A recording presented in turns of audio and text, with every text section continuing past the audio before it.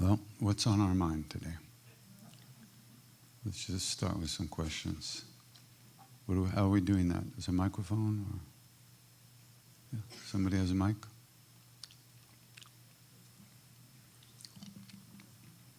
There's a mic. Raise your hand. Give her 5 rupees and she'll give you the mic. It's so good to see you here. My mom and I came to see you in Miami a couple months back. And today I'm curious about how did you get into the harmonium and why, and how long did it take you to feel confident to be able to play?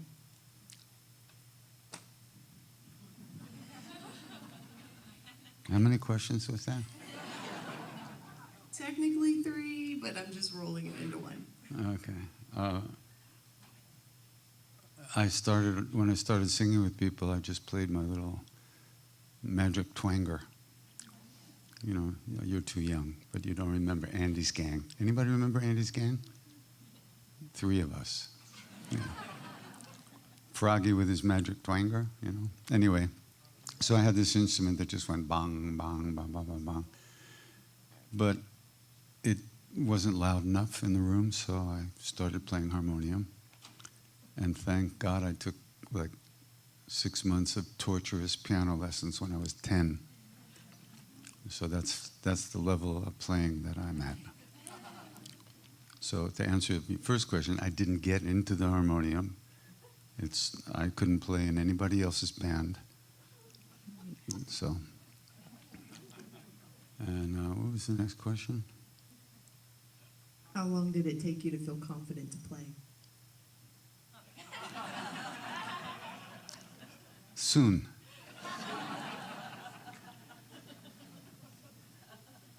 If confidence was an issue, I'd just be watching TV. I'm too stupid to feel confident or not confident. It's not an issue. I just sing. If I thought I was doing something to you or for you, then I'd really have a problem. Then I really need to be confident. But since I'm just a broken radio that my guru turns on and turns off when he feels like it, there's nothing to either be confident or not confident about. Okay? Thank you. Don't give up your day job. I'm the mom. Hi, Mom. The older mom that remembers Blue Oyster Cult. Oh, really? And I know that you were in the band before it evolved to that. And Did you say evolved? I don't know. Help me out here. That's a confident statement. What did you do in that band? Were you the vocalist? Yeah, it was a bunch of guys from Stony Brook, New York, who probably somehow they ran into a friend of mine who was also at college with me at Stony Brook, who was a musician and an art major, and they started jamming together. They were just learning how to play their instruments, and they needed a singer, so he knew that I sang, so it got us together for a while. But they were too young and just getting into, and I was just getting out of, so it didn't work. And then a couple of years later, though, I was, where was I? Oh, I was on my way up to stay with Ram Dass for the summer. And in the meantime, I had met him. And I drove down from New Paltz, New York, all the way down to New York and then out to the end of Long Island for a Jimi Hendrix concert at my old school. And after the concert, the manager of the band, Sandy Pearlman, who actually later on brought The Clash to America and produced their first records, he came up to me and he said, "The guy who replaced you, can't sing in the studio. Would you come back, cut the vocal tracks? We have a whole tour made. Everything's ready to go." I went, nah. Because I had met Ram Dass. There was a whole other thing now. Nothing compared to that. So what did you replace with?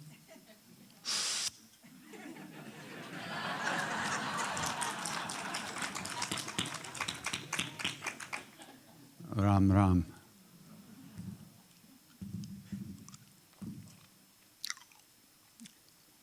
I got a crazy call from the bass player, the first bass player, who said, "Yeah, I heard about all this stuff. You're never in the band. You don't even." It was just really weird. People have their own, imagine that, their own subjective version of things.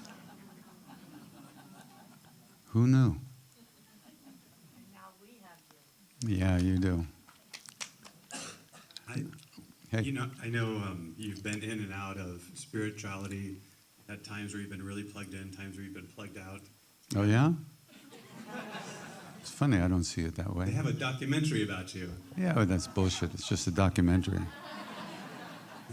Well, my question is this, and it's personal to me, and so that's why I'm asking it. Yeah, okay. When you had fame, the documentary mentioned that you kind of unplugged because you got a little bit lost in the fame, is the way that they put it, and then you went back to India. No. Okay. All right, go ahead, finish your question. My question was Then I'll simple. kill you. It's great. Yeah. My question is simple: is Yeah. how do you stay continuously plugged into spirituality now that you're at the maturity of your practice? He's saying I'm an old fuck, right? That's what he's saying. Thanks, kid.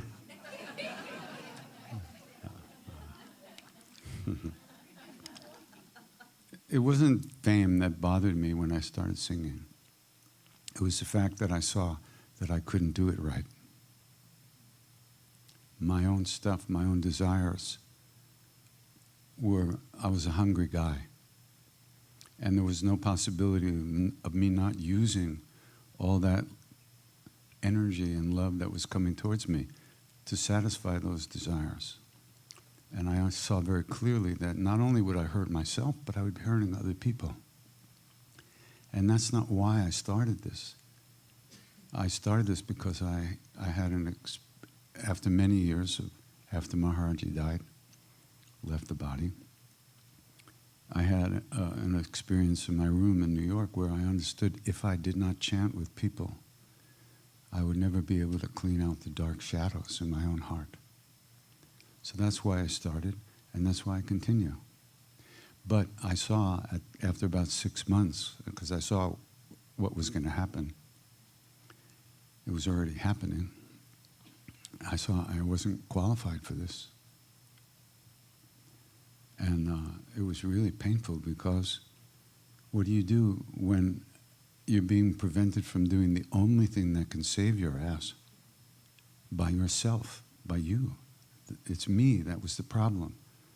How do you fix that? You don't. So I started talking to Maharaji. First of all, I stopped singing and I went to India.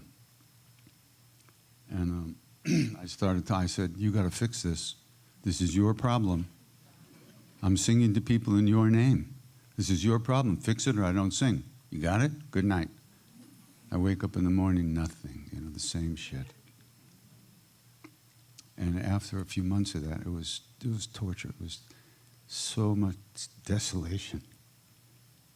I was being prevented from doing the only thing that could save me. The only thing that could reconnect me. And I couldn't do anything about it. It was really terrible.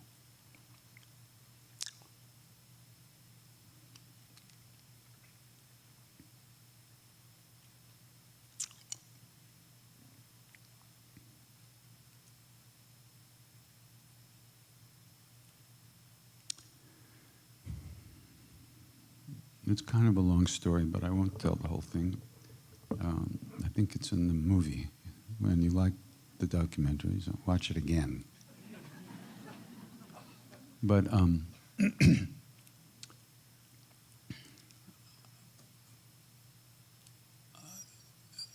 I was staying in the temple in India, the temple where I used to live with Maharaji. And every day I'd go out to the back. In the old days when I was there with him, it was just like one light bulb in the courtyard in front. We had lamps and candles in the back. But now there's lights everywhere, right? So I found a little corner where there was like, it was in the shadows and you could see the stars in the sky. And I go find that corner and I start talking to him again. I said, what's the deal? You know, I'm leaving in 3 days. You haven't done anything. Get it together. Good night. Nothing, right? Nothing. So on the night before the big celebration, the day before I was going to leave, I went out there and I said, what's the deal? You could do this. I don't understand. Why aren't you not doing this? All right, well, I can't make you do it if you don't want to. Okay, I'll go back. I'll sing. How bad could it be? Good night. That is what in New York we call surrender. I stopped demanding that the universe pay attention to me and do what I wanted it to do. And I agreed to fight through it.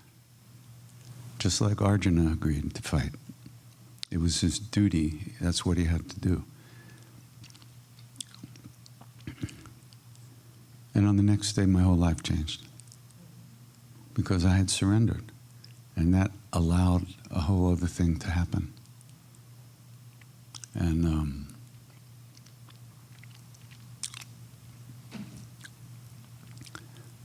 surrender is actually just recognition. We think we're running the show. We think we're controlling our lives. We even think we're making decisions. But surrender means dealing with things as they are and not demanding that the world change to please you. It's a really big thing. And it's the fruit of the intense longing for grace, or the intense longing to be living in that love all the time. And that longing is grace itself already working.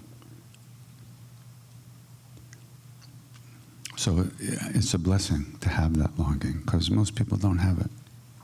Or they only have enough to seek pleasure and try to avoid pain.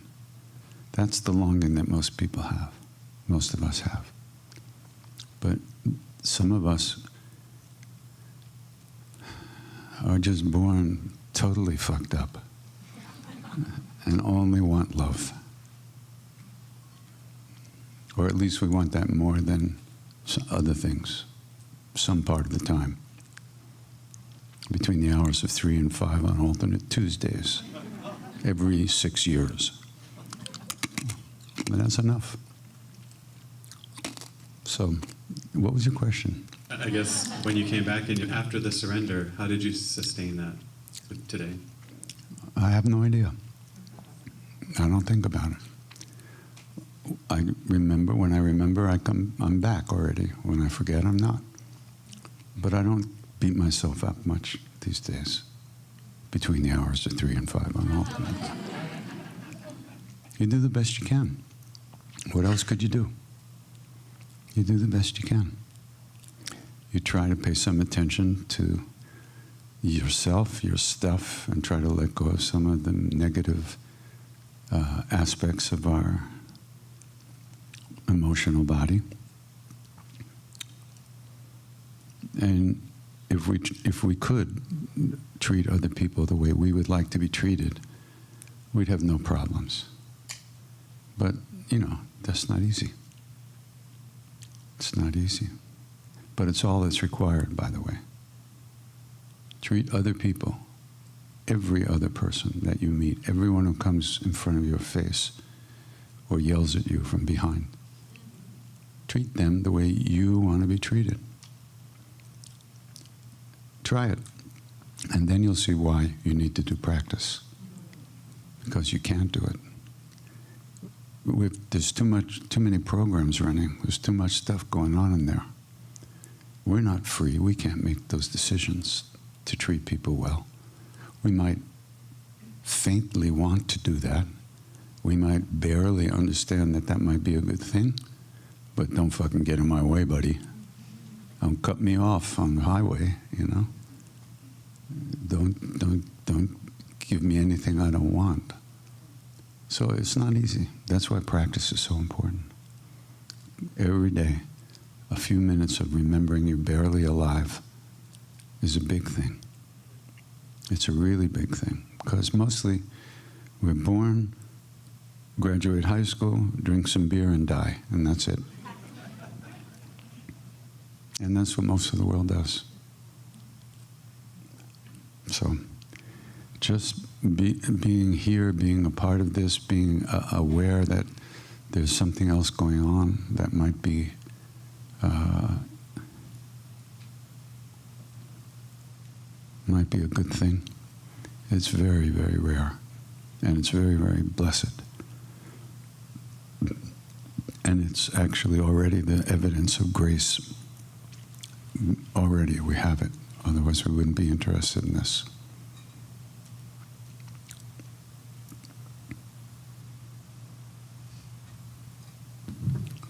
Maybe I'll talk while I have it. Hi, Hey. my name's Ricky, and I was thinking of something. You've probably heard a version of this story millions of times, but I just have to say it again because I've never heard it. First, I'm happy to see you in the flesh instead of on YouTube, which is where I usually see you. I'm only real on YouTube. This is a projection. Right, so I'm a local New Yorker, Jamaica, Queens, and 179th Street, Jamaica. 179th Street, Right 3 on. blocks from my parents' house, yes. Okay. So you know what I'm going to say next. We grew up hearing and seeing the Hare Krishnas on the train, in the airport, everywhere. And when we were, kids 50 years ago, more than that, we used to either call them the Hare Krishnas or the loonies, because they would hop around in the subway station, and we took the subways everywhere. But if you told me back then that 50 plus years later I would be here singing Hare Krishna con mucho gusto, I would tell you, you don't know me.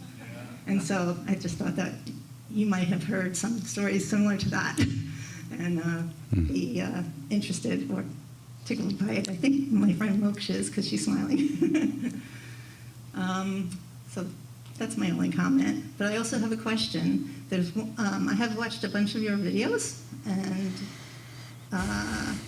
on the CDs, you have one song that pops up a lot, but I've never seen you perform it. And I wonder if maybe I can talk you in or make a suggestion. And I actually I don't know if I could say it. If you can't say it, I can't do it. 5, 4, 3, 2. Oh, too late. No, Maha. Here, I even wrote it down to make sure I could say it.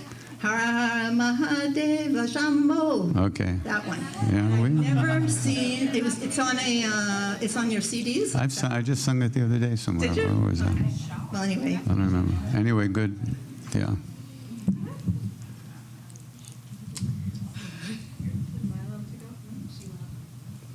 Yeah. You have a time limit, though. Okay, thank you. You're welcome. I had to make myself some notes this time because I wanted to keep it as short as possible. Good. Excuse me just a second here. I had no idea you developed so much compassion. Yeah, yeah, and talking about your age and my age, and I know you have a birthday coming up, so happy premature birthday. It wasn't premature. It was 9 months, basically. But, I'm a year and a half older than you are. I'm glad somebody is. Yeah, not many people are. I'm always the oldest person in the room. Uh-huh. But I say that because, leading edge, in fact, even pre-baby boomer. But, age of Aquarius, blah, blah, blah, really believing that we were headed in that direction. And now suddenly I find myself looking at the end of the road of my life. I'm healthy, I'm good, but, maybe I have 12, 15 years left. Maybe, if I don't get too crazy. You want to be 150? Yeah. Are you that old? But the point is that the song that keeps going through my head, that some people may know about, which is Bilbo Baggins sitting, waiting by the fire for all the folks to come back from Lord of the Rings. Has a little song, one verse of which goes, I sit beside the fire and think of how the world will be when winter comes without a spring that I shall ever see. And that's how I feel. And that's playing in my mind a lot. And I think of that a lot, and I think of what I will be leaving my grandsons, who are now 17 and 18, without having found in my own life and heart a place to stand that's really peace. You know, in all these years I've been doing meditation and chanting practices, trying to do them, I should say. That's the operative word. I wasn't ever thinking I would get to be like where you are, even, you know. No, where you think I am. That's a whole other thing. I have an impression of where you are, and you have a lot more discipline than I do, so I think. Well, you think I do. Well, hey, yeah, you know you do. You think I know you do. But the thing is, Kate, I guess maybe I just don't have the discipline. You think you don't have the discipline. But You think you don't have the discipline. It's called judgmental mind. And that's called a thought. And what you do with thoughts is you let it go and you come back to your breath. Yeah, I know that, and that's what I keep You trying. think you know that. I keep trying to do it. No, you think you're trying to do it, but you're actually doing it. But then your mind says, oh, you didn't do it well enough. But then why aren't I in this place of peace that I've been trying to get to? Where is it? It's inside of you, Yeah, and but it it's always there. Yeah, it is, but you don't see it because you won't let yourself see it. You're trying to figure things out, and you never can. My point is, I don't want to die still feeling like this. Tough shit. What are the choices? Don't die then, okay? Yeah. Well, my aunt almost didn't die, but she was pretty crazy by the time she got that. Good. point. Yeah, well, that's good. Yeah. But I think about it a lot now, and this is the. There you go. Think. Yeah. Think. Yeah. Yeah.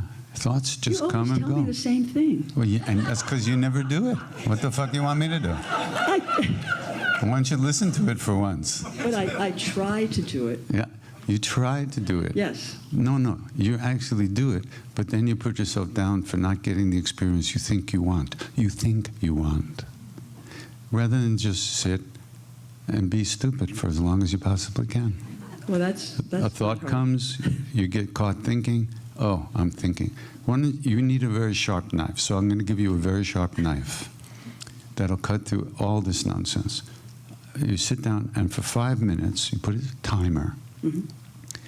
Anything you're thinking, feeling, or whatever, imagining, you label it thinking.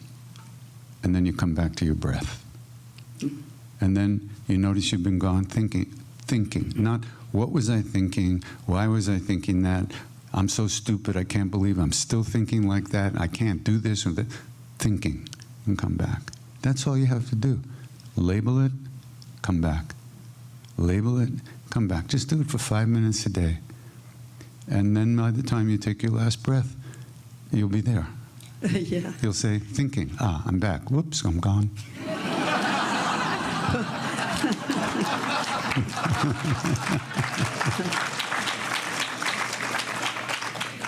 Thank you for reiterating what you've told me a million times. Yeah, but, okay, so maybe now's the time to do something and stop judging yourself and stop believing everything you think.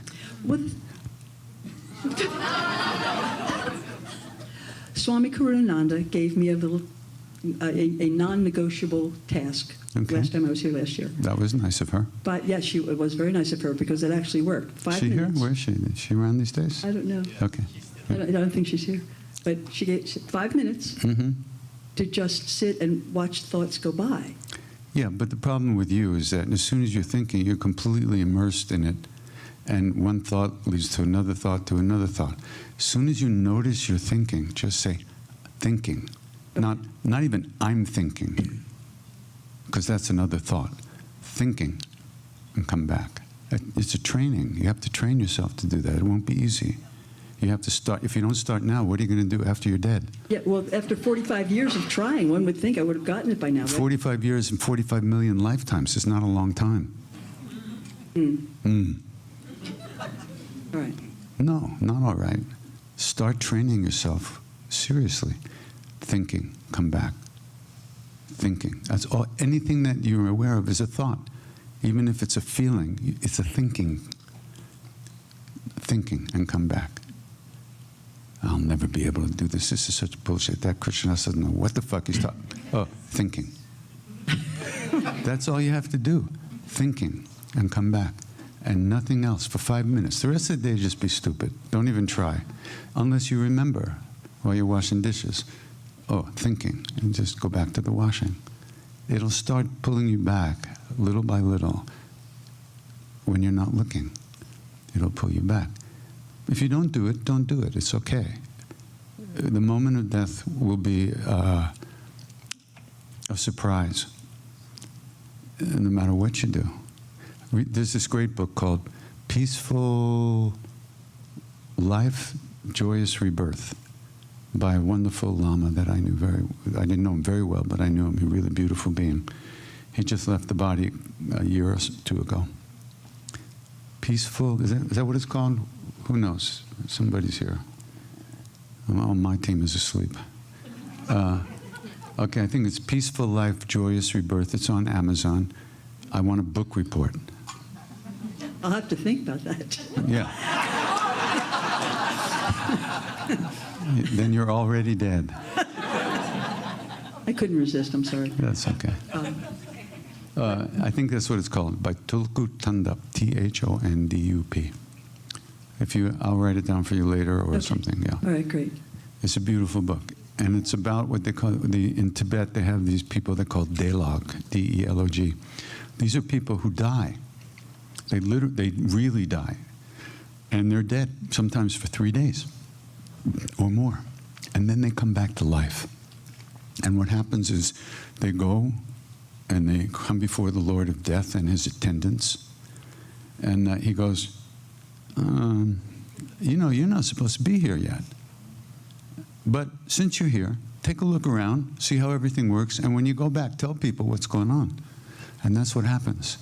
And the Lama says this is the same in every tradition. It's just he's talking about what the way the Tibetans see it.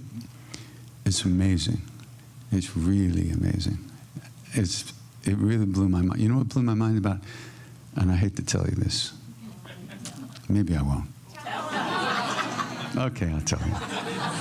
Nah. Okay. You ready? There are no secrets.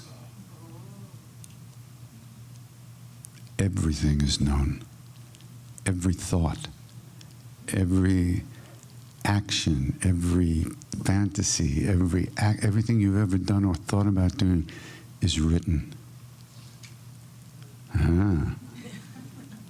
But there's no judgment. It's simply a scale with black beads and white beads. The black beads are negative actions, the white beads are positive actions.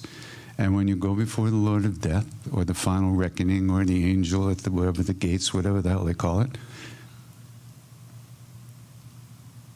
whichever way the scale tips is the direction you go. They don't say you're bad, you go that way. It's just that, nothing more. And there's nothing. It's all up to us every moment. What do we do? How do we live? How do we treat ourselves? How do we treat other people? Right now, we're putting beads on that scale. What are we doing? And you think, judging yourself harshly, that might be a negative bead. You don't think, oh, I'm so fucked up, I'm so really bad, I'm just a bad person.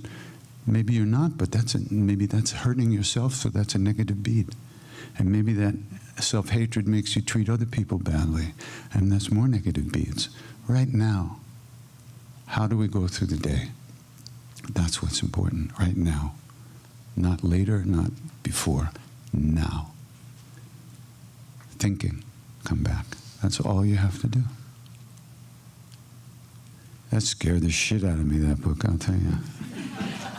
I went, oh my God, really? That's how Ram Dass felt when he first met Maharaji. And Maharaji told him everything, about himself. He went, oh my God, if he knows that. But they know, everyone knows, it's all written, but it's not judging. There's no judging. It's just simply mechanical. It's not judging the way we feel judged and the way we judge ourselves. That's a whole other thing. That's an emotional program that was put into us by our particular karmic situation. And there's no guilt because of that. We're not guilty automatically. We're guilty because we carry on unconsciously and create more negative karmas for ourselves and other people. That's the negativity. So really, how many people have you murdered? You're really not that bad. Okay, 10 people. All right. You got some work to do. But most of us haven't killed anybody except a few insects, which is not nothing, by the way. So, yeah, we just believe everything we think all life long. Crazy. That's insanity.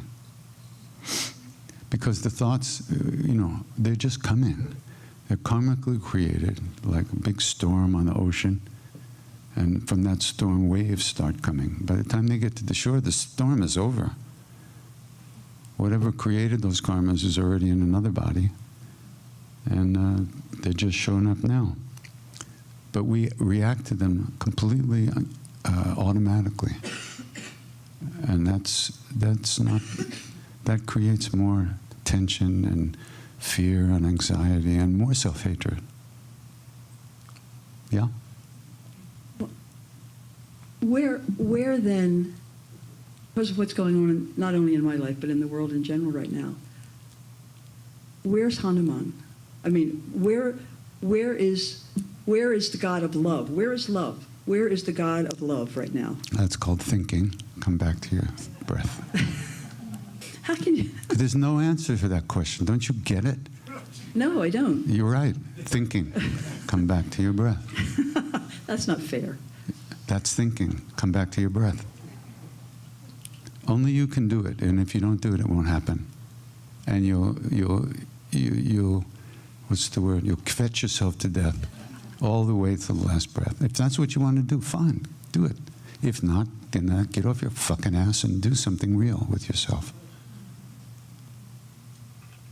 Thinking. So one of these days I'll tell you what's really going on in the rest of my life, but it's... Whatever it is, your judgments about it, your ideas about it, what you think it is, there's only one version of it.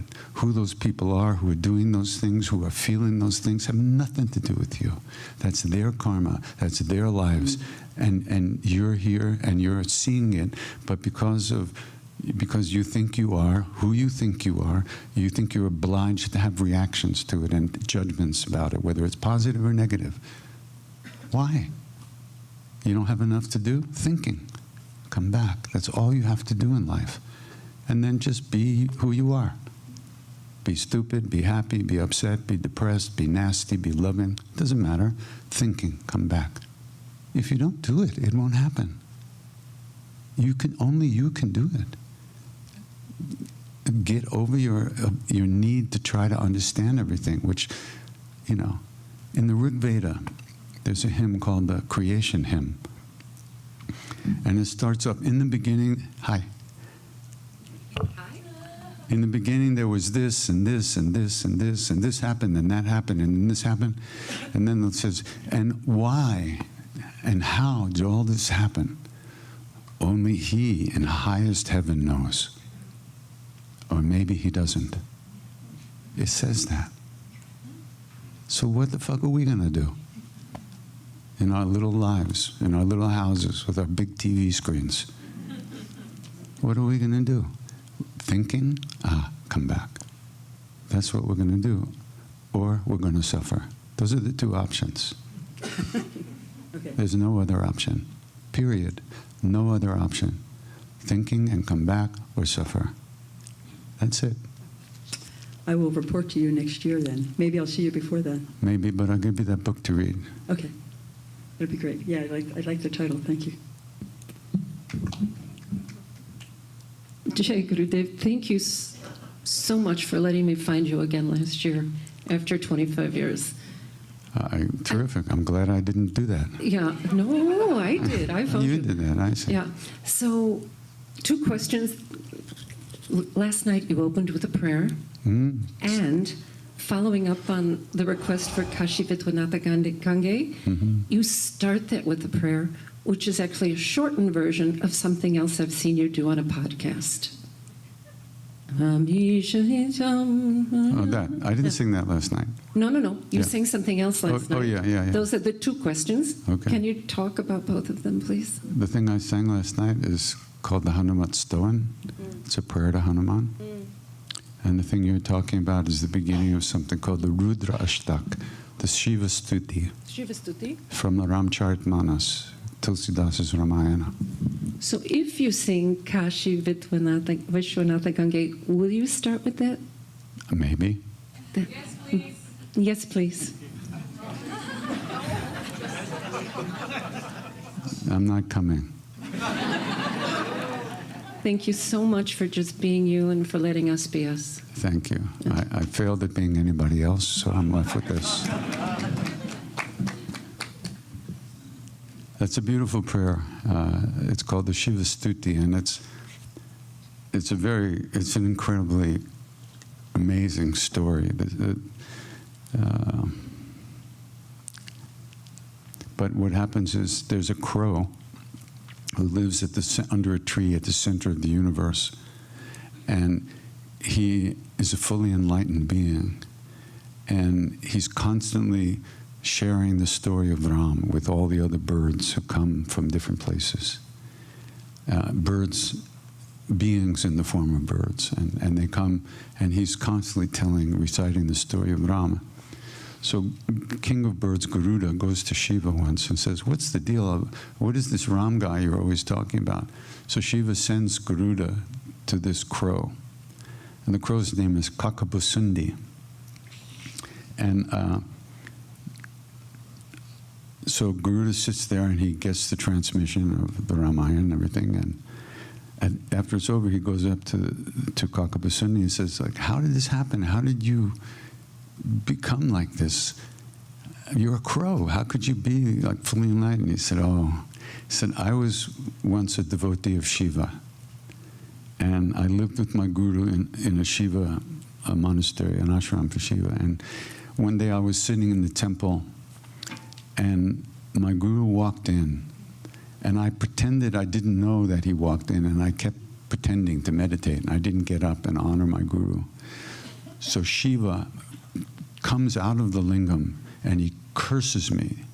He says, you're going to be a crow for millions of lifetimes, and there's blah, blah, blah, blah. He said, but my guru was so kind-hearted that he pleaded with Shiva to take the vow back, the curse back. And what he did was he sang this prayer to Shiva, and that's that prayer, the Shiva Stuti.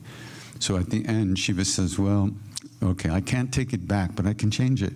Yes, you will be a crow, but you'll also be fully enlightened, and you will be witness to the Leelas of Ram in every different world and every different universe at the same time. Which, because Ram, Vishnu, Krishna, Ram, he takes a form as a human being in this world. That's because that's what we are. But in other worlds, he takes a different form as what they are there, in all the universes. So, yeah, it's a beautiful prayer, really nice. And it worked for that guy, so.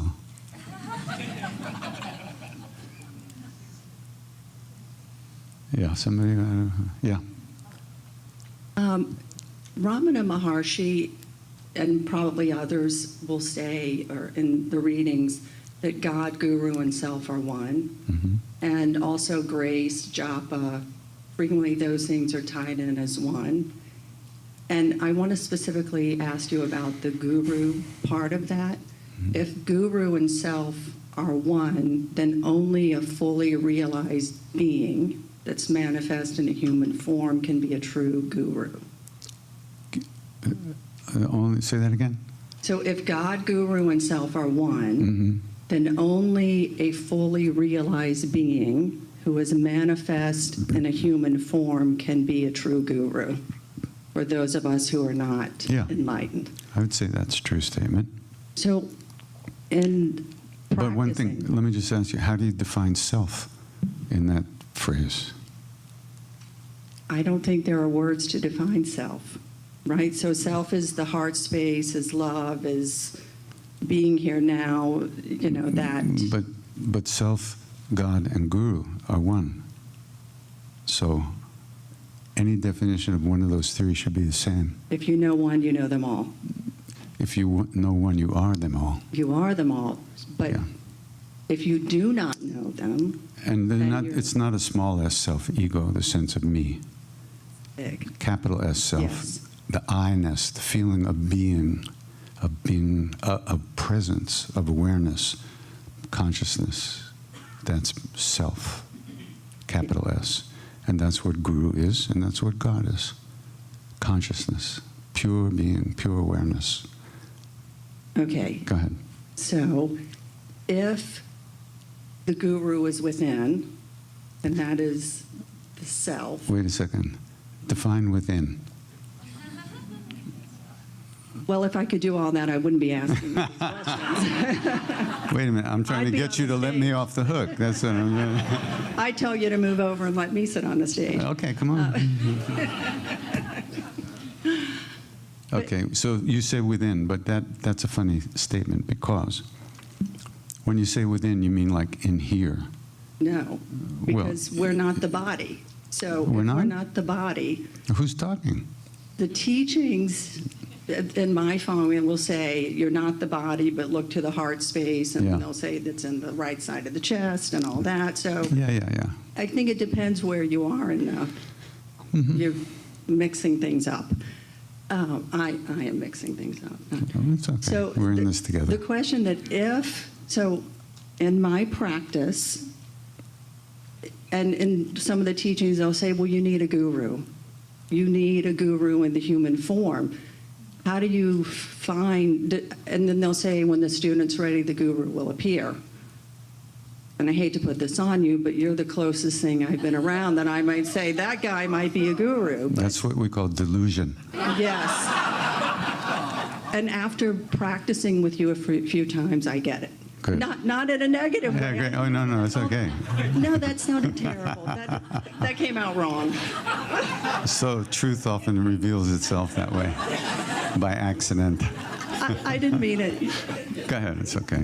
I just mean so when I first started practicing with you, I put things on you because I wanted you to do the work for me. And then when I was practicing with you more, I realized that you cannot do that for me. Even if you are enlightened, I have to do the work myself. So that's just to clarify Yeah, what I okay. was saying.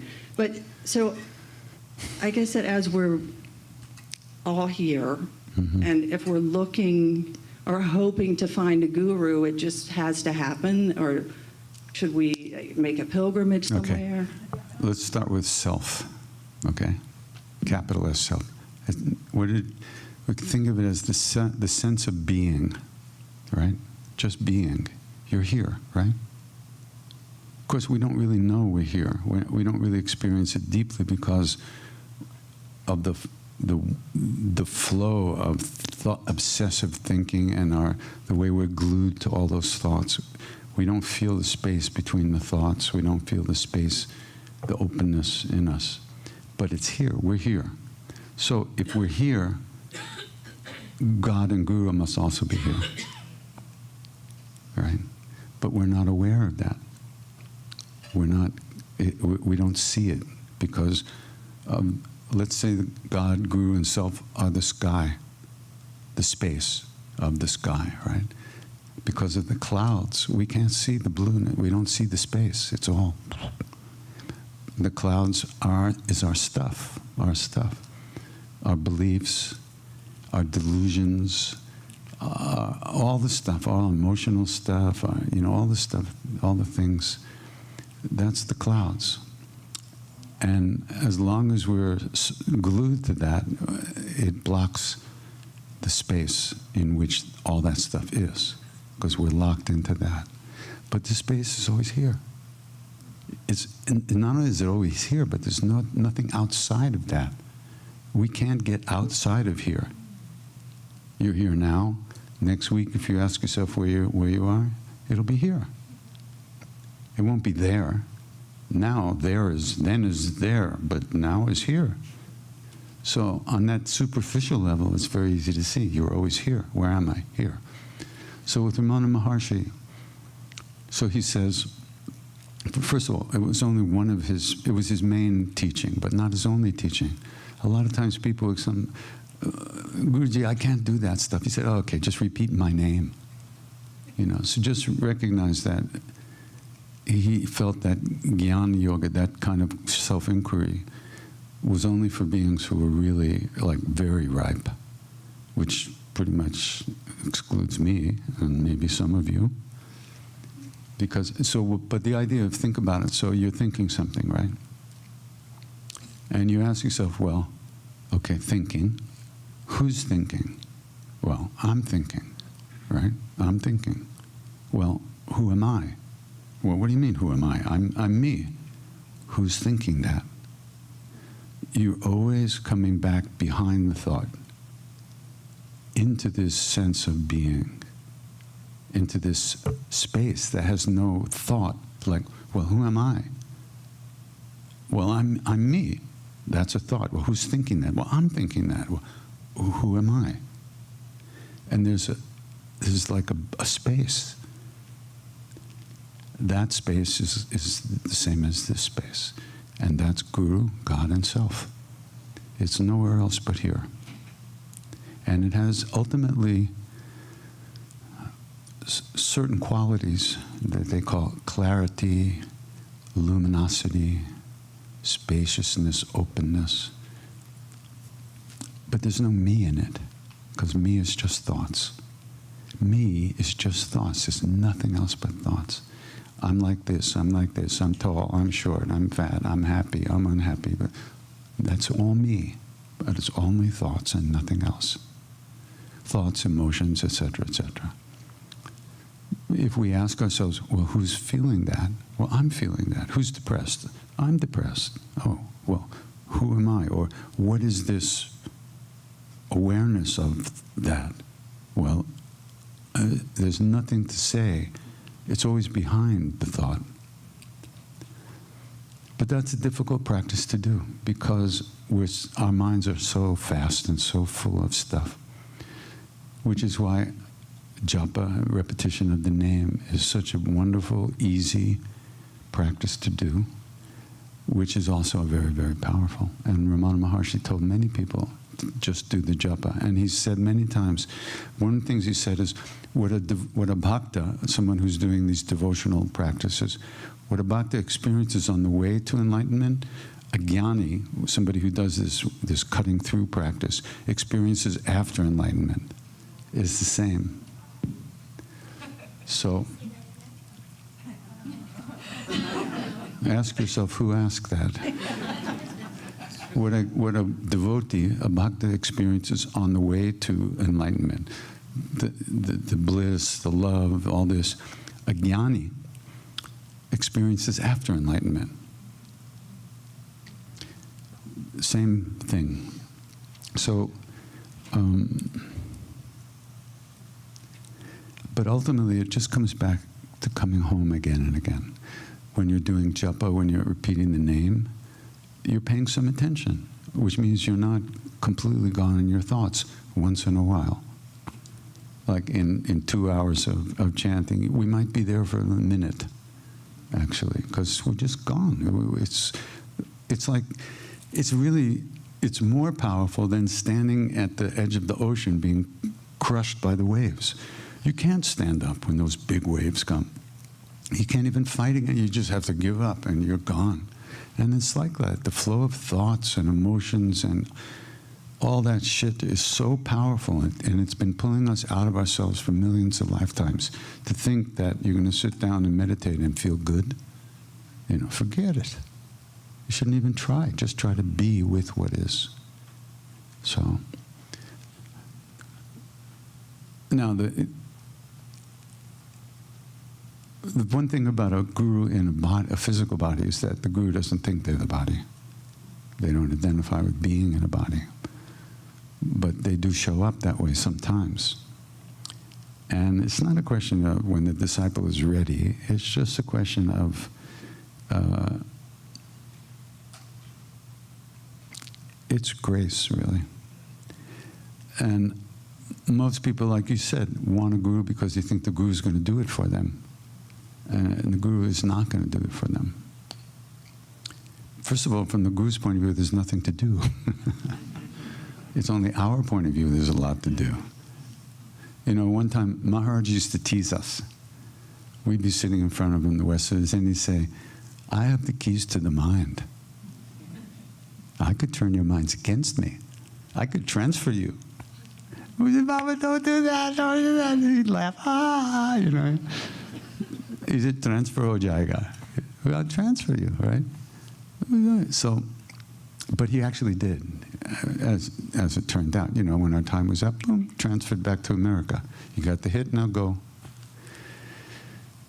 So one day I said to Siddhi Ma, who is his great disciple, I said, Ma, already said he has the keys to the mind. So, to me, that means that I am where he puts me. Like, here with you, Jesus. But whatever. So I'm where he's put me. So is my effort required? Or is it all his doing? Is it all his grace, right? She said, Krishnadas, it's all grace. But you have to act like it isn't.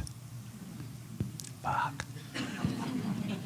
But why do you have to act like it isn't? Because you don't know. You don't know. You don't know you are God. You don't know you are Guru. You don't know you are self, even though you are. You're not aware of it. So we have to do what's required to train our minds to let go so we can recognize our true nature. You can't think yourself out of a prison made of thought. Every thought is a prison. Stuck. So you can't think, well, I'm not thinking now. Right? So that's where we just keep coming back to the sound. Come back to the sound or to the breath or to whatever your object of awareness is. It doesn't matter.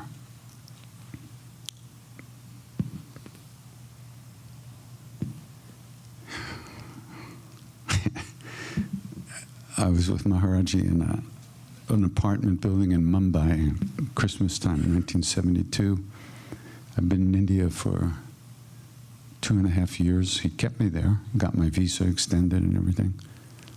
And then one day he looks at me and said, America jao, go back to America. Ah. I said, Baba, I'm just learning Hindi. Too bad, jao, you have to go. He said, you have, what did he say? He said, you have attachment there, you have to go. I thought, what is he talking about? When I left America, I was never going back. I gave everything away. I sold my car, my guitar, I gave my jeans away. I maybe had a small box of books in my mother's basement, but I had no intention of ever coming back. Now I know what he's talking about. Everything that's happened to me, every moment of my life, since that moment to this moment, is what he was talking about. This was all my stuff unfolding into the world. Ugh. What a fucking horror show. Not you.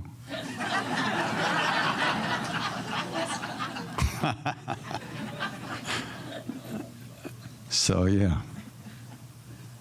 A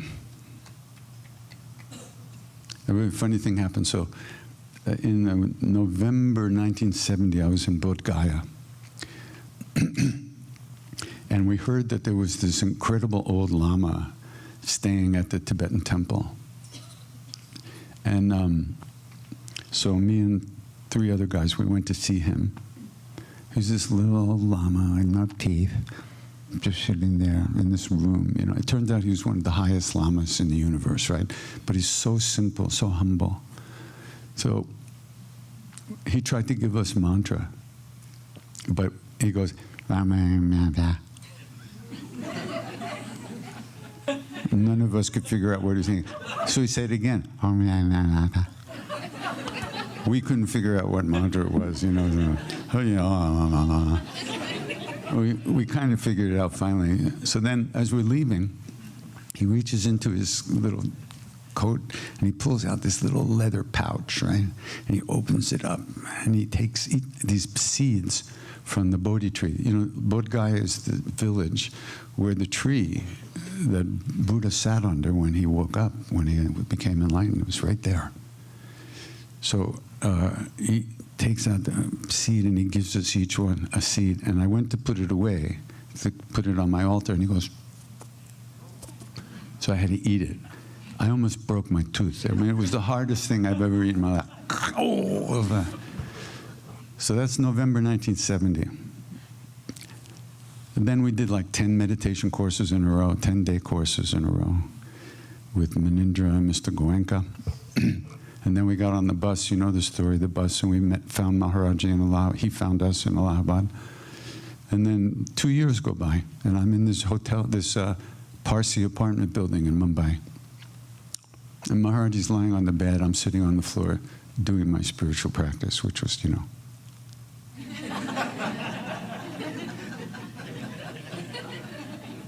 And he's sitting, he's lying down, he's sleeping, he's getting up, he's turning this way. All of a sudden he sits up and he says, "Give me the seed the Lama gave you."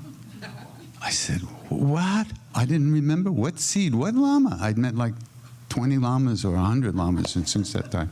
What seed? What seed? Give me the seed, give me the seed, give me the seed. I said, oh, that.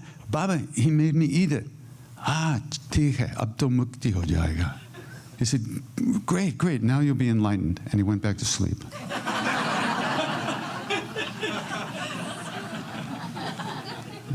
Kya time hai? When? So, things like that, you know. Next victim. How did you know your guru was your guru? And did you have any premonitions prior to meeting him? When you look in the mirror, do you doubt what you see? Yes or no? I don't know. Yeah, come on. My eyes could be lying to me sometimes. Look in the mirror. They could be, but you look in the mirror. What do you think you're seeing a rabbit? Or maybe a dinosaur? No, you're seeing you, right? You know it's you. You may not like what you see, but that's a whole other thing.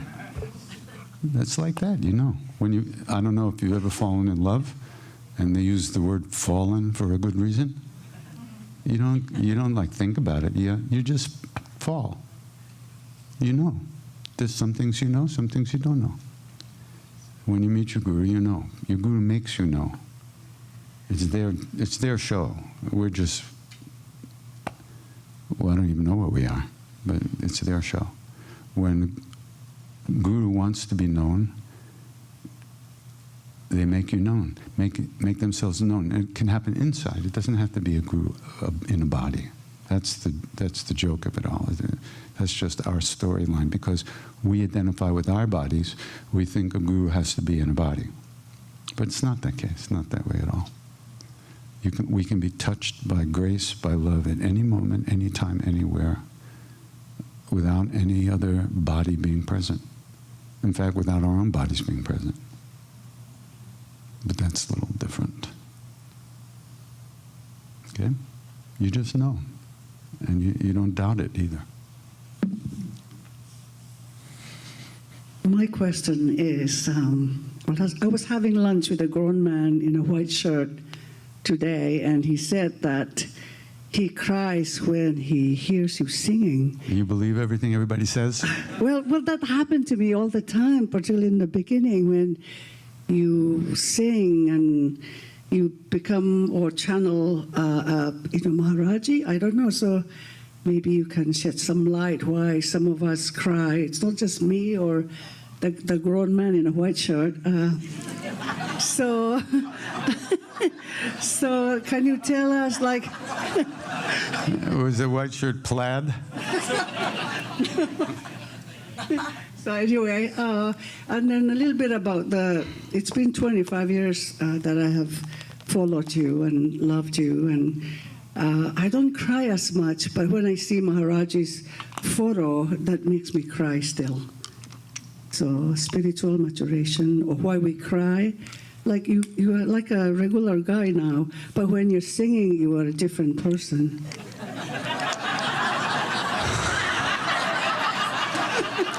If you let people talk long enough, you should have quit when you were ahead. What else can you do when the presence of love touches you? There's only one. You can only cry. There's no other option. So I'm glad that happens for you, and I'm glad it happens for anybody.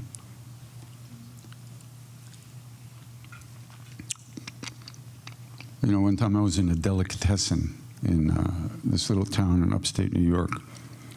This is before I became a vegan. Don't kill me, all you vegans. So I ordered a cheese sandwich, right? And I'm waiting in line to pay. And there's a guy standing in front of me in line. I just got this strange feeling from the guy, right? So I kind of went around his left shoulder to try to see him. You see his face, right? And he turned like that. And I thought, that didn't happen. So I went around, I'm behind him in line, his back fully to me, and I kind of go around this way like this. And he turned away. I thought, fuck, that didn't happen. And then he paid or something, and he as he walked away from the cashier, he turned to me and he goes, "It's not in the eyes, you know." And he left the deli, and I'm waiting for my change, and like 35 cents. But for 35 cents, I ran out there, and it was an empty street. He disappeared in thin air. Upstate New York. Who knew? The center of the universe. Things happen, you know. Things happen. He looked me right in and I said, "It's not in the eyes, you know." What was he talking about? I have no fucking idea. That's why I was running after him.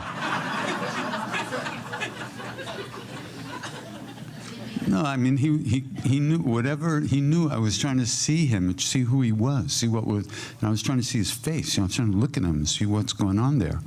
And he kind of turned away from me. And then he turned this way. And then he turns to me and said, "It's not in the eyes, you know," because I was trying to see him. And then he split, and I went,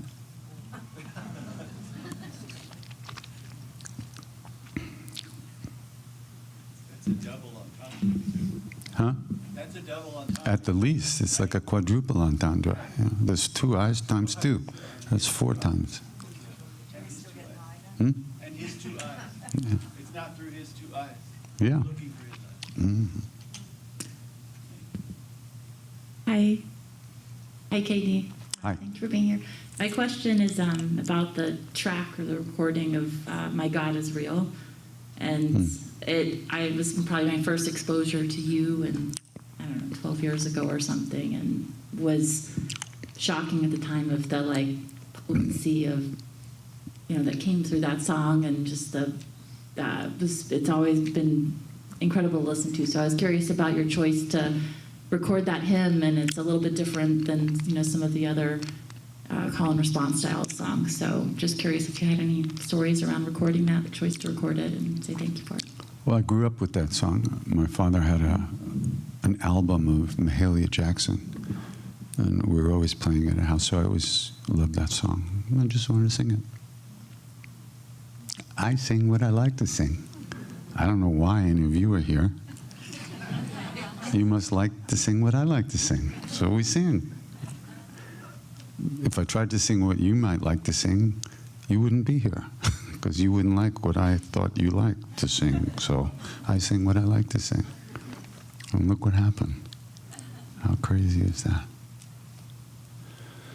All these pictures on the wall, huh?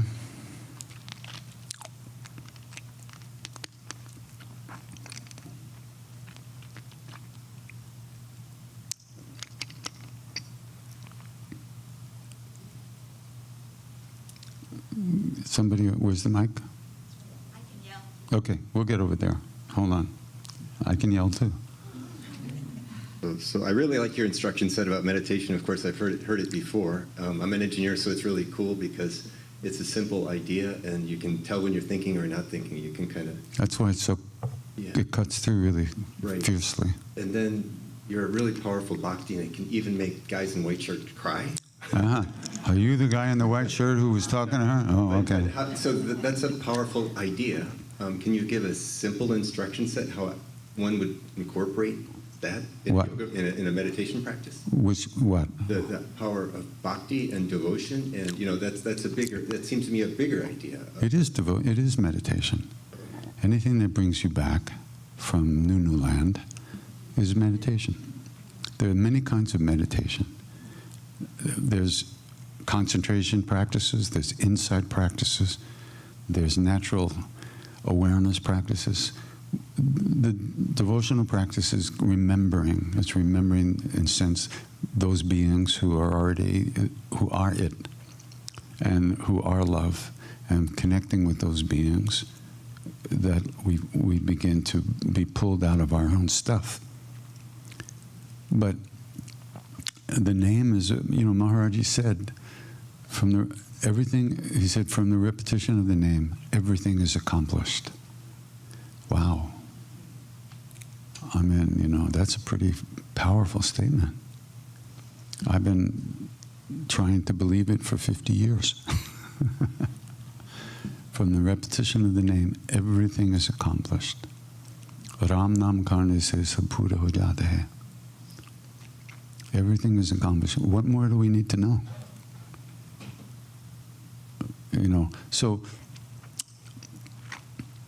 So that kind of meditation mantra. So what happens is the mind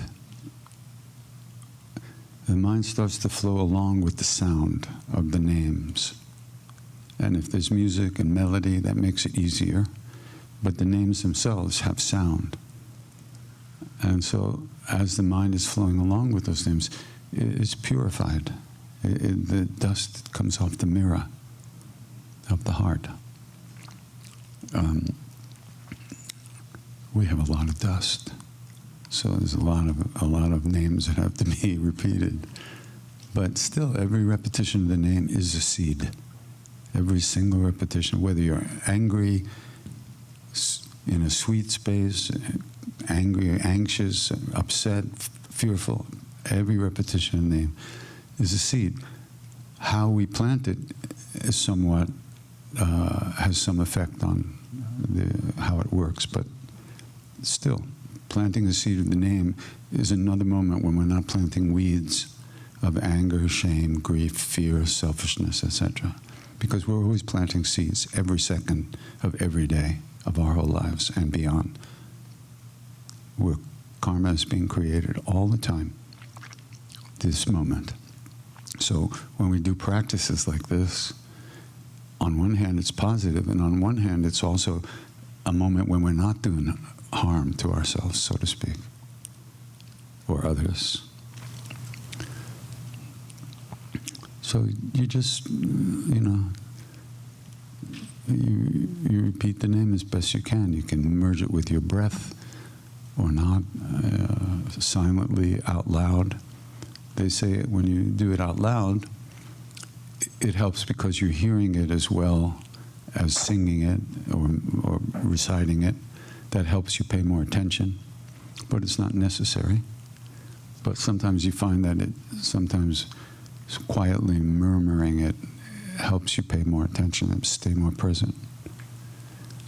And then really, all of this is in order to get the strength and the wisdom to treat other people the way we would like to be treated.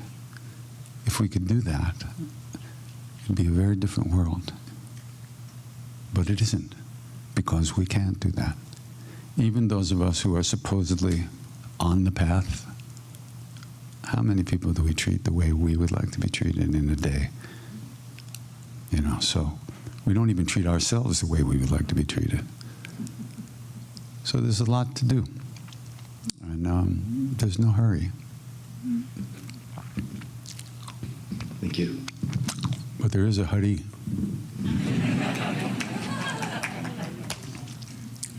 Yeah, and then that woman over there. Raise your hand. Whatever. All of a sudden you have nothing to say?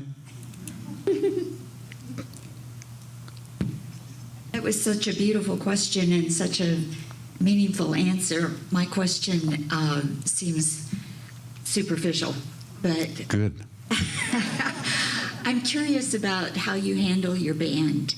I was very impressed with the musicians. With kid gloves. Well, I figure most musicians have a certain persona that sometimes doesn't work well with other people. And I wondered, do you... I beat them into submission. Maybe so. They're all overqualified. You know, this is really, they're all great musicians, and I'm just some hack harmonium player who can't find anything else to do. So it's a Do they blessing try to out have them. for you, and then you talk to them about their spiritual life? Or? Oh, God forbid. Okay. They just showed up and made themselves indispensable. I had nothing to do with it. And, you know, almost everybody on this stage, well, not at the moment, we've been playing together for a long time. It's just, it's become a very natural, wonderful flow. Everybody brings their best stuff to it, you know, and tries to merge into what we're doing together. Yeah.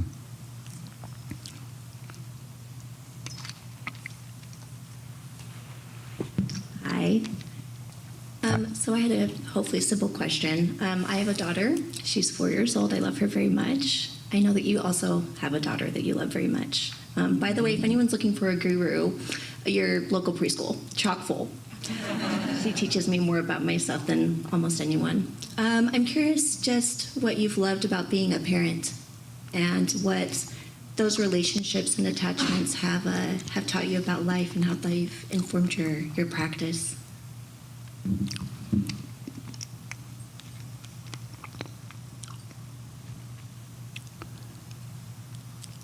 It wasn't easy for me. I was on my way back to India for good, or for better or worse anyway, when my girlfriend got pregnant. And so that trip was over, and, you know, it was hard because now there was this mouth to feed that had to be fed every day. Jesus, every day. We'll talk about pressure. I never had a job, and I had to get all my shit together. It took a long time. Still working on it.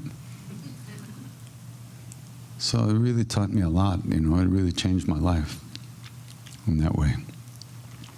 In a good way, because I was just floating around with no, and this was after being with Maharaji, you know, and I really wasn't at all grounded in any kind of reasonable way. I was just floating here and there. If I needed money, I painted somebody's house. You know, I mean, really, I had nothing going. It was just all, so boom, you know.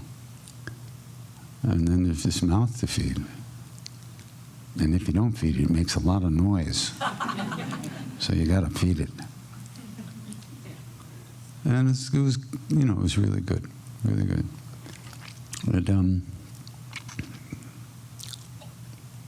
It jump-started a lot of karma, that's for sure. It became being a parent, and it became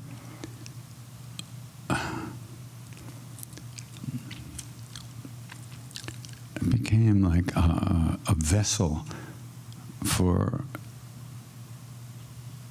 working out a lot of karma. You know, so I didn't want to work. But you have to. You have to start learning how to do things you didn't want to do. That's not easy, but it's good for you.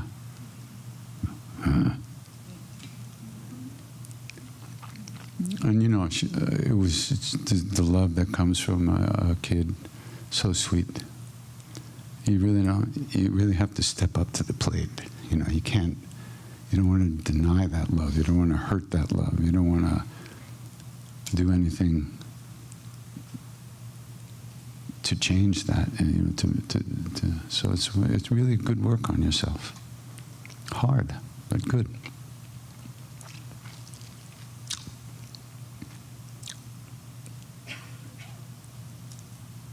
I remember one time, I brought my daughter home. Me and my wife, we separated, and so my daughter would come into the city for the weekend with me, and so I drove her home, and we get home, and she said, "You know, Mom's really hard to talk to." And I said, "Yeah, I know." That's one of the reasons we're not together anymore. You know, relationships are hard business, are really hard, you know? And she looks at me and says, "No, I don't know. I'm 10.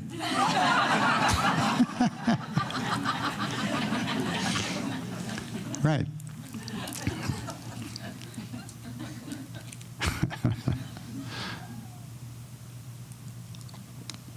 Yeah. Okay. I guess just to piggyback off of that, I too have a small child and am navigating a relationship that is looking like it may not work out, and I'm wondering how you sort of... Well, no, that's actually a relationship that's working out. Yeah? Yeah. Okay, fair. It is working out. But yeah, just sort of navigating, like I'm very much on the spiritual path and have been doing all the things you're supposed to do to heal, the therapies and practices. Yeah. And just having this person that's just not able to meet me there. And you keep reiterating this golden rule of treating each other the way that they want to be treated. And I beg for that constantly. Yeah, but when you treat other people the way you want to be treated, that doesn't mean you're begging them to treat you the way you want to be treated. Yeah, treat people the way they want to be treated is Yeah. good advice. And then that's it. How they act is up to them. But you doing that frees you from needing them to be who you need them to be. Because you can't make another person into who you need them to be, because, believe it or not, they're already somebody. And they don't change. No one changes, really. We get lighter, but on the personality level, it kind of stays. It gets less vicious, maybe over time, but maybe. Maybe. Okay.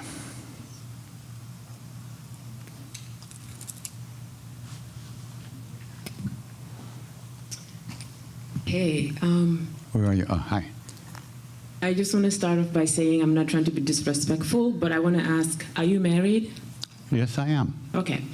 The reason why I asked that is because earlier you had mentioned that, sorry, I'm like nervous, I don't know why, but that's okay. Don't ask me to marry you. No, I'm not trying to hit on you. Okay. No, I want to ask because earlier you talked about how as like fame was, as you were moving towards, well, as you were experiencing fame and power, you didn't want to abuse that power, so you kind of like pulled away to find yourself and then come back to this.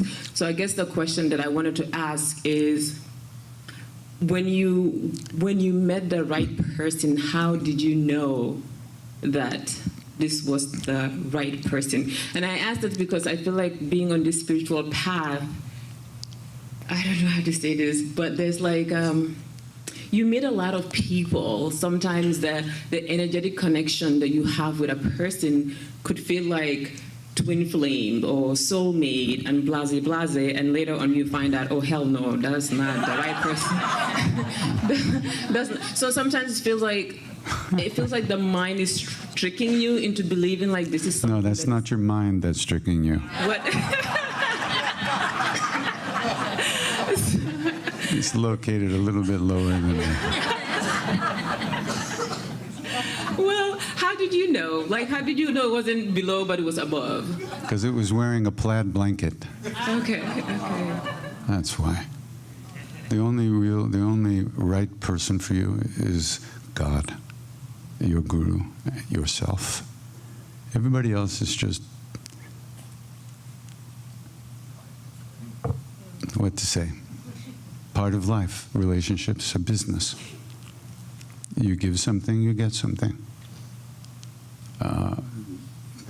The problem is that when we meet somebody on a personality, emotional level, physical level, we have a lot of desires that we want to satisfy. We want to feel loved. We want to give love. We want to feel good about ourselves. We want the person to feel good about themselves and feel good about us. So, years ago, I was telling my Indian father, Mr. Tiwari, a great yogi, great disciple of Maharaji, all about this woman I was in love with, and he listened patiently for a long time. And when I was finished, he said, "My boy, relationships are the business. Do your business, enjoy. But love?" He said, "Love lasts 24 hours a day, 365 days a year. It doesn't come and go." We mistake pleasure with love. We mistake things that feel good in a certain kind of way with love. And we have those experiences where we're attracted to somebody, we get all lit up, all juicy, and we love that. And the other person can love that too, and then you get juicy together and make more juice. Fantastic. But it comes and goes, doesn't it? It just doesn't last. And those experiences come and go because they're between personalities, between bodies, between egos. Love is our true nature. It's not something we get. We don't fall in it or fall out of it. It's already here. It's presence. It's being. It's God. It's Guru. It's self. It's what we're looking for in everything out there, and we'll never find it out there. So that's why relationships are so incredibly powerful teachings, because we start off thinking like, wow, this is, whoa, this is great, and then we watch the projections slide down the wall, and then you're left with a mortgage, car payments, That's when you start learning how to live. Because ultimately, you have to let another person be who they are. You can't change somebody like that, and that's not easy to do. Especially when, like in this woman's case, the person is not spiritual. Like we're really spiritual, right? We're about as spiritual as a rock, But okay, it's nice to feel that way. Actually, since you brought up the word pleasure, that is a very interesting word. Oh, yeah? Yes, because I sometimes feel like in certain spaces that I have been in, pleasure and this idea of feeling good in your body is not a good thing. And I feel like sometimes we think that we're not supposed to feel pleasure or feel good in our body, and I feel like we bypass it. But I feel like... What do you mean bypass what? Like the sensation of pleasure, the sensation of desire, especially in yoga when we are told to desire is like the root of all bad things. And I feel like some people have this idea that allowing themselves to feel desire or pleasure is a bad thing. We are just scared shitless. Thank you. Period. All those teachings come from people who are scared shitless. And one or two of those beings maybe found something real. That's why they're on the wall. The rest of us are just scared shitless. And we're scared of desire because it's powerful. Yes. But really, there's nothing wrong with it. The only thing wrong with it is that it doesn't work. It doesn't give what it promises to give, what we think it's going to give. We think it's going to give ultimate, eternal happiness, which it isn't going to give that. Nothing gives that because we already have that. But we're looking out there because we've been trained to look out there by life. What if it's not pleasure that you are accessing because it's coming from outside of you? What if, so I do a lot of like movement and dance, and I'm actually leading a class for y'all on Sunday at 5:30, so make sure you're there. So like for me, like when my body is in motion is also a spiritual practice and is allowing me to pass through mind, body, thought, and all of that, and I am able to access all the states of being. And when through movement, I'm able to access that. Like that feels good. That feels, maybe pleasure is not a word to use, but it feels pleasurable in my body, and it's not something that I'm getting outside. It's something I'm accessing inside, because, like you said, it's already in there. Your body is outside already. Your body is outside. Your being is, you could say, inside. Actually, it's everywhere, but your body is outside. And the pleasure comes from the senses, moving, releasing energy and releasing tension and opening up and feeling. Feeling is outside. Feeling is through the senses. Intuition, awareness is always here. So you can become possibly attached to that practice. So you only feel good when you're doing it. But that's not so different than any other kind of pleasure, is it? It feels good while it's happening. 2 minutes later, it's not. Or if you're really good, 3 minutes. Or if you're really good, then you don't identify with the sense inputs, and then you're always present. So if it helps you not get caught in some thoughts, but you're still caught in body awareness, physical awareness, and that's pleasurable, which is nothing wrong with it. It just doesn't last, does it? You don't feel it right now. So in order to feel it, you'd have to do it. So it comes and goes, and it's not negative unless you become dependent on that. Then it's just like any other drug. Then it becomes not beneficial. Because then you'll do everything, you rearrange your life so you can always be doing that. And there's a lot of other things you wouldn't be able to do.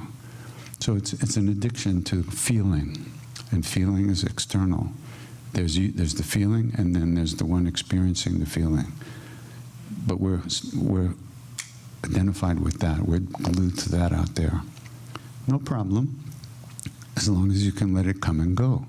But once you start to stop speaking to people so you don't get bothered, so you can keep doing that thing, then you notice the power of the addiction. We get addicted to or clinging to pleasant experiences in order to avoid unpleasant experiences, not wanting to feel bad. So we do what makes us feel good. And ultimately, there's nothing wrong with that other than the fact that it's not the best strategy in the long run. If you were aware of yourself in a certain kind of way, in the same way that you could be aware of breathing. Yes. But the breath is external also. It's also a feeling. But with the breath, it's always there. Without it, you're not. So it's easy to use that as a tool. Thank you for the clarity. I'm glad somebody thought it was. Hi. So it looks like there's a theme. I'm also a single parent and had a few single parents. Maybe that somehow brings one to a Krishna Das concert. But it's not a requirement. But what, as I sit here and hear you talk about your experiences as a single dad. But, you know, I know what you mean by single parent, but really, there's two parents. There's always two parents, usually. These days, there's test tubes and other things, but ultimately, there's two parents. So it's not really being a single parent, but I know what you mean. Right. My question is more around, like I was, you know, up until recently, I would, you know, would confuse you with Ram Dass, right? So I did not know much about you. I'm one of the grown men who cried when I listened to your songs, but I didn't really know you in a way that some other people might know. And here I am sitting and relating to you in a very, you know, sort of completely almost, right? So how do you explain orbits, right? Which is where I'm going with this. Is sometimes people get pulled in a certain way in certain directions to certain people. What is the explanation behind that? Well, you sense something that pulls you, you know. When I was pulled to Ram Dass, it was really Maharaji I was feeling. At first, I took it to be, you know, Ram Dass, and he severely disabused me of that. And then I, you know, came to realize that it was what I was feeling was Maharaji's presence, and then I went with that. So it's a trusting yourself, trusting your inner feelings. You know, I would say intuition, but that kind of limits. It feels it's an inner knowing, and you just follow it. Because if you don't follow it, then you kind of get like, you know, it's a lot of people don't pay much attention to their intuition, you know, and they just do what the world kind of dictates, and so your inner being kind of dies if you don't follow it. So, you know, when I told the story about the band asking me to come back, that was my dream. My whole life up to that point. That was my dream. I wanted to sing in a band, you know. And then when it was finally handed to me, I just said, nah, because I had run into Maharaji, the Ram Dass, and then nothing could compare with that. And now look, what am I doing? I'm singing in a band. And I can do it sitting down. I don't have to jump up all over the place. It'd probably be better if I did have to jump up, and I'd be in better shape. But so I got everything I wanted, and not only is it good for me, it's good for you. Isn't that crazy? Oh, stop. Weird, hey?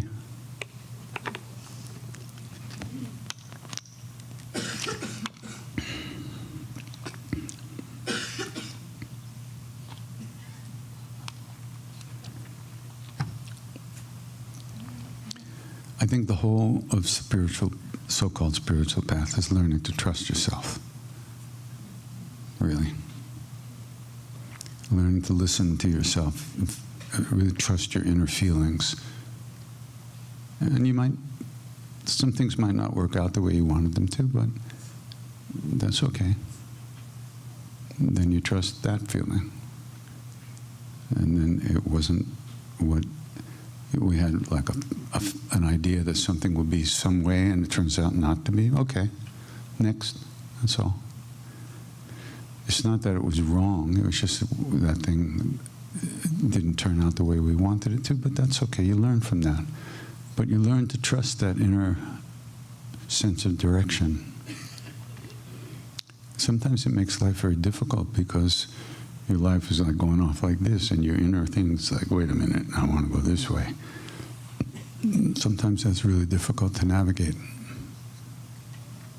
You have to see how that works out.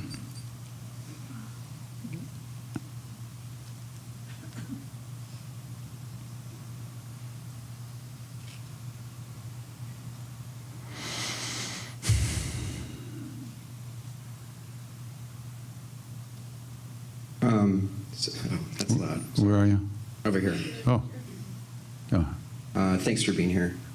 You're welcome. Also first saw you on YouTube, and you're great on YouTube. I have a two-part question because I know you love those.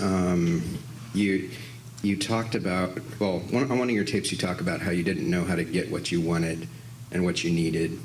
And I think you're talking about women. And then you were earlier in this talk, you're talking about kind of being hungry. So my first question is, like, what do you do with that hunger? And my second question is, the relationships are a business, that advice from your Indian father. I have experienced the truth of that statement. But at the same time, it feels very transactional, and it almost feels like a betrayal of, like, the love that we're supposed to be living, right? The idea that we're in these relationships and it is transactional, and I do need this, and isn't that like a deviation from the love that we're supposed to be centered in? Let's go back to the first question. Would you repeat it again? What do you do with the hunger? You eat. But you don't expect never to be hungry again. You know, when you sit down for a meal, you eat, but there's no sense of like, I'm not hungry anymore, and I'll never be hungry again. But when you get laid, you think, yeah, this is forever. Or you have that kind of sexual relationship. This is forever. This is great. Really? No, it's just another meal. As long as you don't expect it to make you happy, you're okay. But everybody expects to make us happy. We all expect that. And it never does. For more than a couple of minutes, and then some afterglow. And that's it. And then business starts again. So that's just the way those things are. That's why it's business. Because you get something and you give something. And you meet in a certain place where you're giving and getting and getting and giving, and that's wonderful. But awareness is not there. You're lost. You're immersed in the pleasure of it, which is why we do it. We're hungry for that, because when we're immersed in that pleasure, we're kind of lifted out of our normal kind of states of mind. You know, fear, shame, grief, all that. We're kind of in an intermediate state, which also doesn't last. So it's not like there's anything wrong with it. And in fact, you can learn a lot if you pay attention. But we don't like to pay attention. We want to be asleep in that pleasure. And so we keep putting ourselves to sleep, whether it's watching TV or reels on Facebook for 6 hours. You know, we're putting ourselves to sleep in that pleasure, in that. And at some point, you begin to notice that, and then you have to deal with that. But the thing about when I started chanting with people, I was trying to find Maharaj's hand again. You know, I had lost that. I had let go of his hand. He had not let go of mine, but I didn't feel it. And so I saw that those hungers that I had were preventing me from finding his hand. And that was the most important thing at that point in my life, was to find his hand.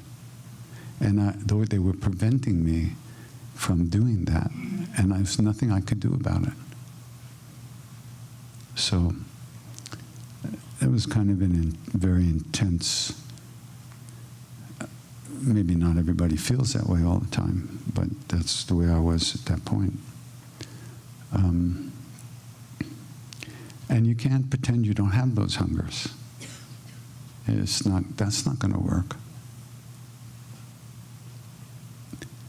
You know, do I have to say what happens think about the Catholic Church and the priests and they don't talk about sex, they don't deal with sex, so they're out there fucking little girls and boys. It's impossible to not be affected by those hungers. So if we don't deal with them consciously, they deal with us. But to think there's something wrong with that, with desire, is not correct. It's human. We're in bodies. We have hungers. What's wrong with that? If we use those things to hurt ourselves and other people, well, that's not a lot of fun.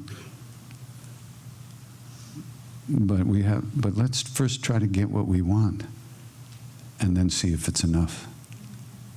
It won't be, but we think it's going to be, don't we? We do. But until you learn yourself, there's some people who can be celibate and who are not secretly tortured.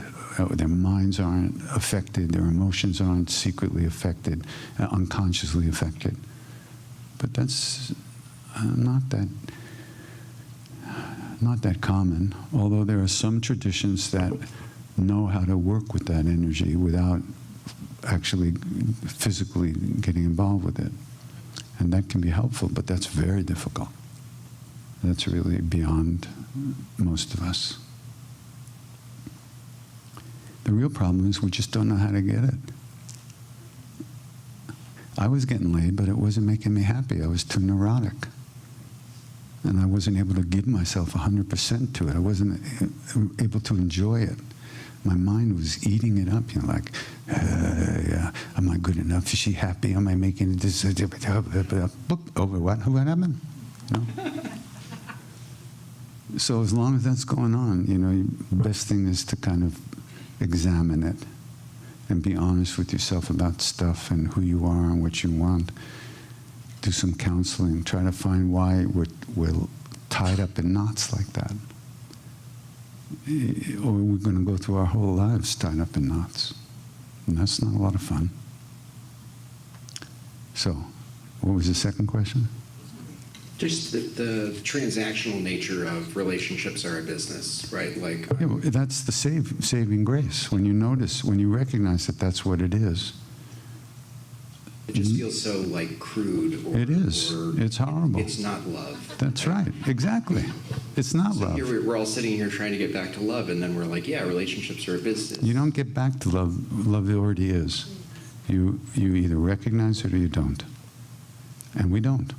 And so we do the other stuff. Because we got to do something. And we might as well try to have pleasure so we don't have pain.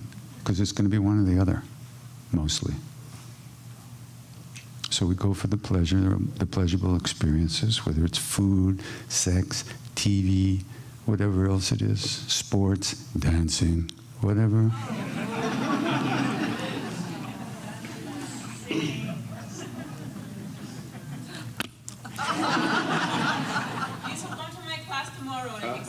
Oh yeah, right. You're going to see me on the dance floor, not this life. So yeah, no, but I hated him, by the way. When he said that, I didn't talk to him for a week.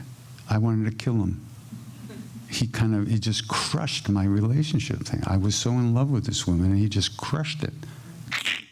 I hated him because I knew he was right. I mean, I guess the self-judgment comes up in terms of well, I should be, I should be able to just accept people the way that they are, and I love this person, right? But you don't love that person when they don't wash the dishes. All these things, right? I need them to be spiritual, et cetera, right? Mm-hmm. Yeah, all the time you're not. Everything you're not, you want them to be. That ain't gonna work. And you love them when they behave the way you want them to. But if they go out and screw the mailman, that ain't going to make you happy. Or they don't do the dishes, or on our side of the field, piss all over the floor. You're not going to like that. So, come on. That's why it's not love. When it's love, everybody's in it all the time. Because everybody is it. All these little bubbles of personality pop, and you see love everywhere. That's love. Aren't you really saying like we can't, or I guess you're saying it's super difficult or nearly impossible to bring love to a relationship then? No, not at all. If you don't need that person to be who you want them to be, if you let them be who they are and are happy with that, and you don't wish they didn't steal the covers every night, when you really let somebody be who they are, that's love.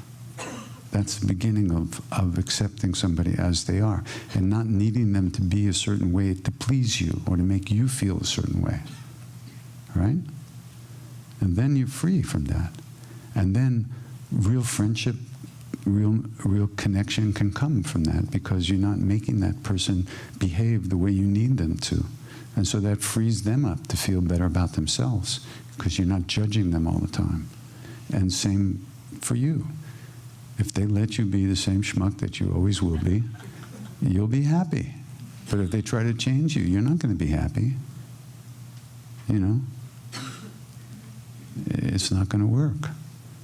But if you let somebody be themselves, and if you're both working on letting you be each other, then you might meet in a real place, a real connection. You could say a soul connection or a real connection. But it has nothing to do with personality or expectations. We have a lot of expectations for our relationships. We are going to be, we're soulmates. This is forever. Bullshit. That's the biggest bullshit I ever heard in my life. And I hear it all the time from people. I found my soulmate. And then 3 weeks later, we're getting divorced. It's okay. That's the way it is. If you don't deal with reality, it deals with you. So it's better to deal with it and try to find something real, which exists, by the way, everywhere, all the time. But it's not easy. When we were in India with Ram Dass, his second time, our first time, he hated us Westerners because we were there with Maharaji, and it's only because he only talked about Maharaji, even though Maharaji instructed him when he went back, don't talk about me. Very clear, don't talk about me. All he did was talk about him, 24/7, 365. But he never said his name or where to find him, so he kind of justified it there. But we got there. And then he shows up, and we owned Maharaji. He couldn't have him all to himself. He was pissed. So one time Maharaji said to him, Ram Dass, you're a saint. You shouldn't touch money. So Ram Dass gave all his money to this guy to be his bag man, buy him tickets and food, whatever. And then he looks at Ram Dass, Ram Dass, you shouldn't drive. Give the keys to him. That was me. I got the keys to the car. I got my first name, my first spiritual name, Driver. For about 6 months. Driver. That was my name. So one day, Ram Dass wakes up in Nainital, in the town we were staying at the time, going to the temple every day, and all the Westerners had left. He got up late, and all of us had gone. I drove the car, like 20 people in the car. Other people took the bus. And he gets up, and he has no money. He can't buy a ticket on the bus. So he walked to the temple over the mountains. It took about 3.5 hours, and he was pissed as shit. He was so angry. And he walks into the temple, and the guy he hated the most in the group, we were being fed on the other side of the courtyard. Maharaji had us sitting on the other side. He was there sitting watching us, and we were being fed. So Ram Dass walks into the temple, and this guy stands up, and he offers Ram Dass a plate of food, right? And Ram Dass takes the food and he throws it in the guy's face.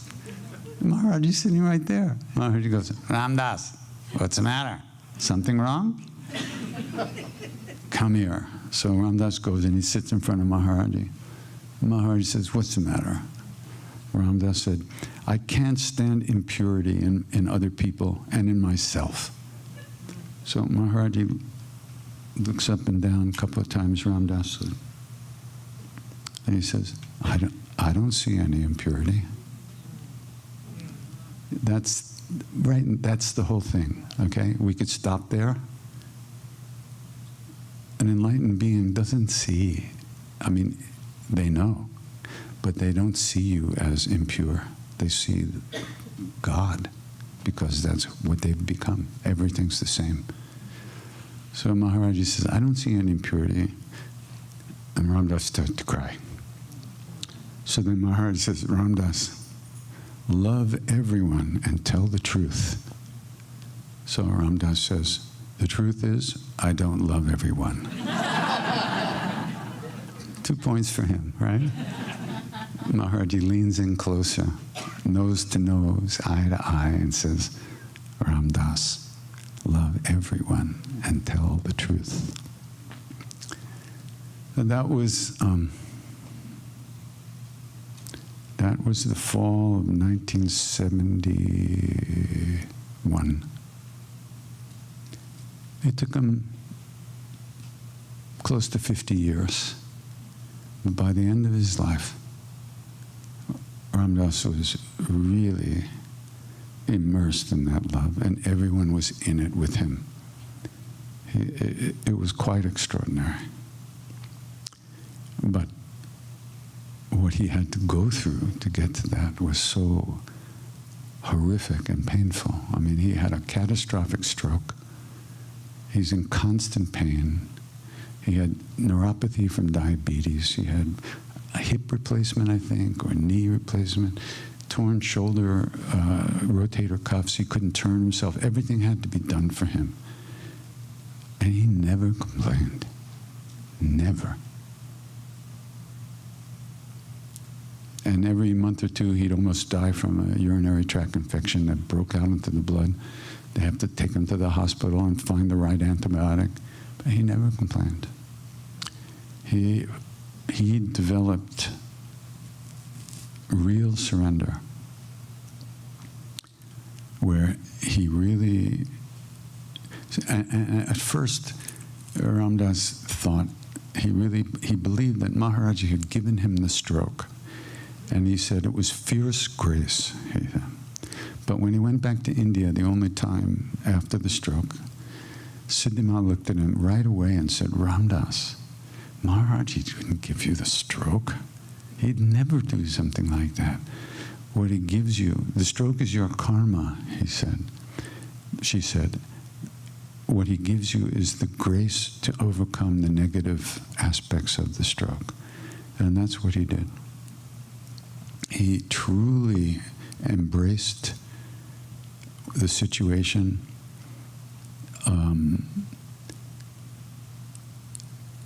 Siddhima also told him that if he learned this one particular prayer to Hanuman, he would walk again. But he never learned it.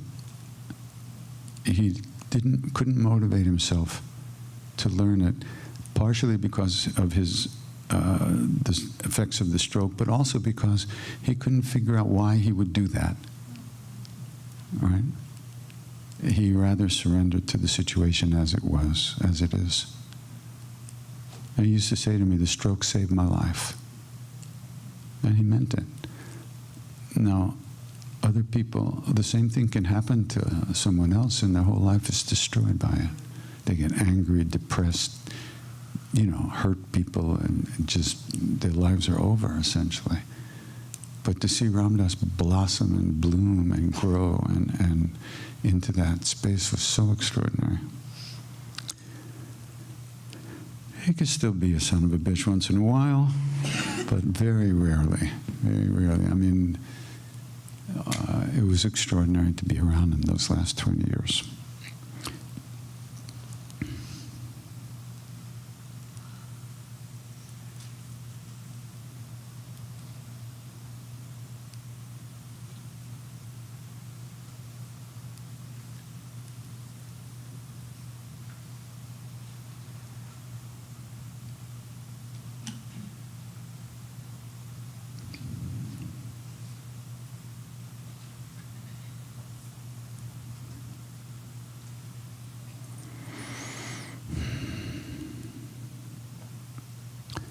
So